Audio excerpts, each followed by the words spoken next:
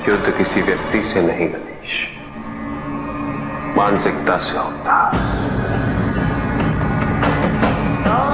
युद्ध में संघर्ष अच्छाई या बुराई का नहीं होता, सभी में अच्छाई है और बुराई भी है पुत्र। युद्ध तो विचारधाराओं का होता है। व्यक्ति अपने पराक्रम पर, अपनी क्षमता पर विश्वास कर युद्ध करता है, और जब उस विश्वास को क्षति पहुंचती तो सब कुछ निरर्थक प्रतीत होने लगता है। किंतु आपसे पराजित होकर भी लोहितांग क्यों नहीं समझ रहा? उसे अपनी स्वतंत्र इच्छा का उपयोग कर उचित मार्ग पर चलने का प्रयास करना चाहिए। व्यक्ति अपने को खो दे समझती है, व्यक्ति अपने को समर्पित कर दे, छोड़ दे अहंकार को, तो भ्रम की इच्छा ही पूर्ण होती है, और अभी भी वही फलित हो रही है। ऐसा नहीं है कि हम उससे भिन्न फलित करा लेंगे, लेकिन व्यक्ति भिन्न फलित कराने में लड़ेंगे, टूटे, नष्ट हो। एक नदी में एक बार बाढ़ आ गई पुत्र। दो छोटे से तृण उसमें बह रहे थे, और उसमें से एक नदी में तिरछा पड़ गया, और वो बाढ़ को रोकने का प्रयास कर रहा था। वो अत्यंत ऊंचे स्वर में कह रहा था कि नदी को आगे नहीं बढ़ने देगा। यद्यपि नदी तो बस बढ़ती ही जा रही थी। वो फिर ऊंचे स्वर में यही कह रहा था कि मैं इसे अवश्य रोकूंगा, यद्यपि रोक नहीं पा रहा था।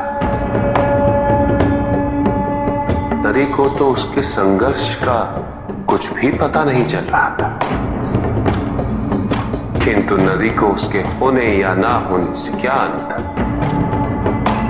उस कण के लिए तो यह अत्यंत महत्वपूर्ण था। उसका जीवन तो संकट में था। वो तो बस बहे जा रहा था। वो जहां भी पहुंचता, किंतु उसे पहुंचना तो संघर्ष करके ही था। किंतु ये बीच का क्षण, ये बीच का काल दुख, पीड़ा, द्वंद्वता का काल है। वहीं दूसरी ओर जो दूसरा तृण था, उसने अपने को समर्पित कर दिया। वो तो नदी में सीधा पड़ा हुआ था, नदी के प्रवाह के साथ साथ बहता जा रहा था, और उसे ऐसा प्रतीत हो रहा था जैसे कि वो नदी को दिशा दे रहा है, उसे प्रवाहित होने में सहायता कर रहा हो। वो तो ये निश्चय कर बैठा था कि नदी को समुद्र तक पहुंचाकर ही रहेगा, किंतु नदी को उसकी उपस्थिति का भी आभास नहीं था। नदी पर उन दोनों के होने या ना होने का कोई प्रभाव नहीं था। नदी तो बस बहे जा रही थी। ब्रह्म की इच्छा को जाना नहीं जा सकता, किंतु ब्रह्म के साथ एक अवश्य हुआ जा सकता, और तब व्यक्ति की अपनी इच्छा तो खो ही जाती है, केवल उसकी इच्छा ही शेष रह जाती है।